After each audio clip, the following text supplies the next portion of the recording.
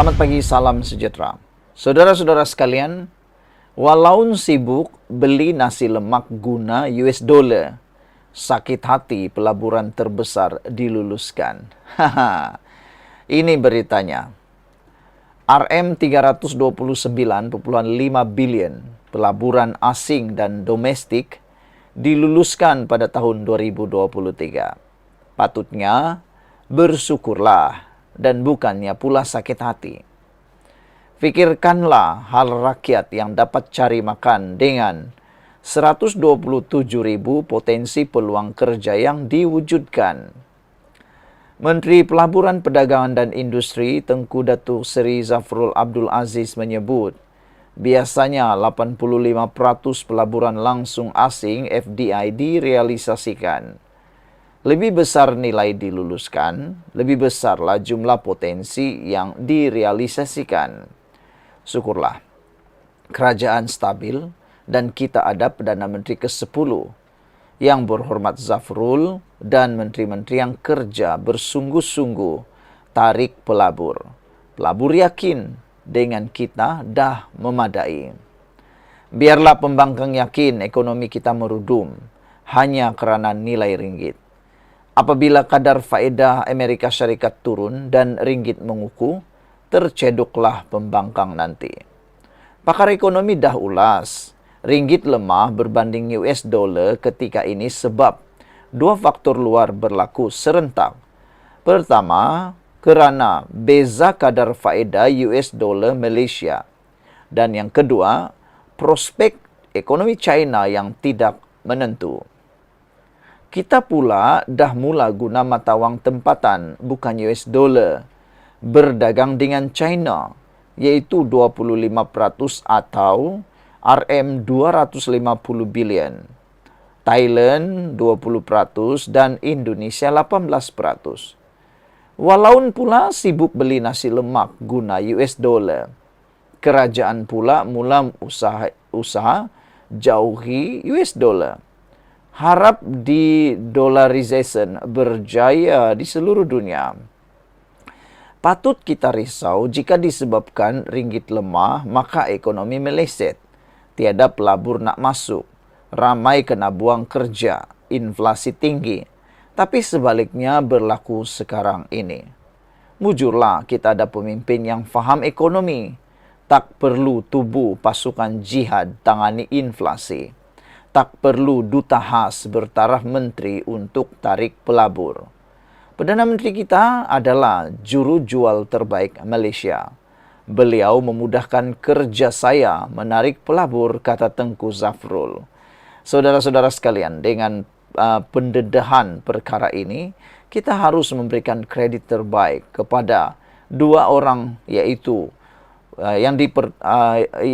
Perdana Menteri kita Anwar Ibrahim dan juga menteri kita yang kedua, yaitu Tengku Datuk Seri Zafrul Tengku Abdul Aziz, yang begitu bekerja keras, bersungguh-sungguh menarik pelabur.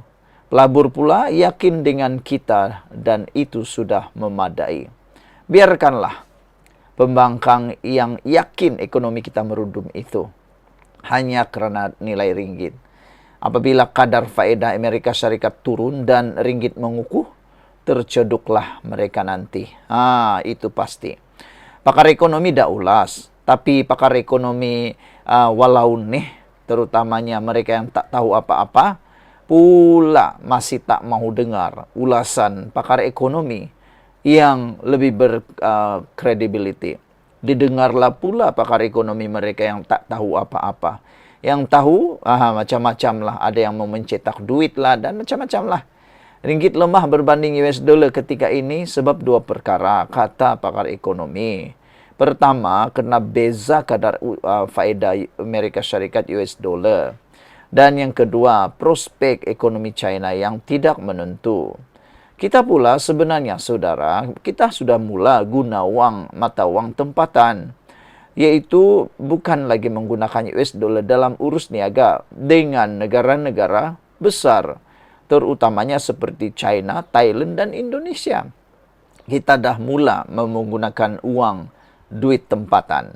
Kita cuba untuk membuat de-dollarization atau mengurangkan penggunaan dolar di seluruh dunia, termasuk di Malaysia. Tapi inilah, walaupun sibuk beli nasi lemak guna US dollar pula, kerajaan pula mula jauhi USD. Patut kita risau jika disebabkan ringgit lemah, ekonomi meleset, tiada pelabur, tiada nak masuk, ramai kena buang kerja, inflasi tinggi. Tapi yang berlaku, seperti yang telah diterangkan oleh ramai pakar-pakar ekonomi, termasuk Perdana Menteri Malaysia, termasuklah banyak lagi pakar-pakar ekonomi di dunia, telah pun mengatakan bahawa sebaliknya yang berlaku. Meskipun nilai ringgit Malaysia tidak mengukuh dan sekarang ini dalam keadaan yang lemah, tetapi ekonomi negara kita meningkat. Pelaburan pula masuk mencanak, bahkan tertinggi dalam sejarah Malaysia. Mengalahkan Mahathir, mengalahkan Najib, mengalahkan Muhyiddin, Ismail Sabri Yaakob, dan banyak lagi lah dikalahkan. Makin banyak peluang pekerjaan, lebih kurang 127.000 peluang pekerjaan baru tercipta. Itu baru yang dapat dilihat, yang tak dilihat lagi banyak. Peluang pekerjaan bertambah, inflasi pula makin merosot. Lebih rendah, jauh lebih rendah daripada semasa Perikatan Nasional menjadi kerajaan dulu. Tapi itulah, walaupun tetap menyogok, kononnya negara ini sedang dalam keadaan kritikal ekonominya. Itu semua bohong semata-mata. Negara ini ada pemimpin yang faham ekonomi. Anwar Ibrahim adalah pemimpin ekonomi, menteri ekonomi yang terbaik di Asia dahulu dan sekarang. Beliau adalah pemimpin yang faham ekonomi. Kebanyakan pemimpin-pemimpin dalam Perikatan Nasional tak ada asas ekonomi yang kuat. Mereka tak tahu apa-apa.